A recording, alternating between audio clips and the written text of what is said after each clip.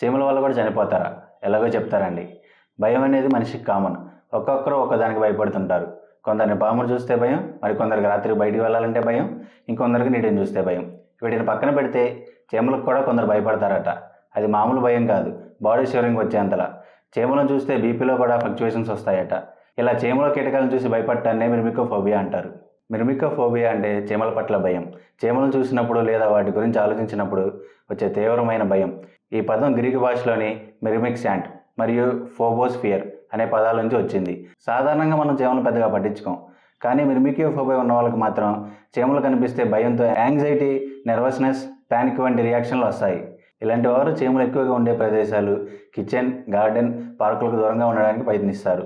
చీమలు కనపడగానే heart beat పెరగడం, sweating, body shivering, breathing problems రావడం వంటి లక్షణాలు కనిపిస్తాయి. చిన్నప్పుడు చీమ కరిచిన అనుభవం వల్ల ట్రామాటిక్ ఎక్స్పీరియన్స్, ఇతరుల నుండి భయాన్ని నేర్చుకోవడం, లెర్న్డ్ ఫియర్ లేదా యాంగ్జైటీ డిజార్డర్ వంటి మానసిక పరిస్థితి వల్ల కూడా ఈ ఫోబియా రావచ్చు. ఇక చికిత్స విషయానికి వస్తే ఎక్స్పోజర్ థెరపీ ద్వారా వ్యక్తిని చీమల పట్ల భయం పోగొట్టే విధంగా మోటివేషన్ ఇస్తారు. అలాగే కాగ్నిటివ్ బిహేవియర్ థెరపీ, సిబిటి ద్వారా మనలోని భయపెట్టే ఆలోచనలు మార్చడం జరుగుతుంది. మెడిటేషన్, డీప్ బ్రీతింగ్ వంటి రిలాక్సేషన్ టెక్నిక్స్ కూడా చాలా ఉపయోగపడతాయి. తీవ్రమైన పరిస్థితుల్లో డాక్టర్ సూచనతో మెడికేషన్ కూడా వాడతారు. మొత్తం మీద మిర్మికోఫోబియా ఒక మానసిక భయం. అయినా సరైన థెరపీ సపోర్ట్ మరియు గైడెన్స్ ఉంటే దీన్ని పూర్తిగా ఓవర్కమ్ చేయడం సాధ్యమే.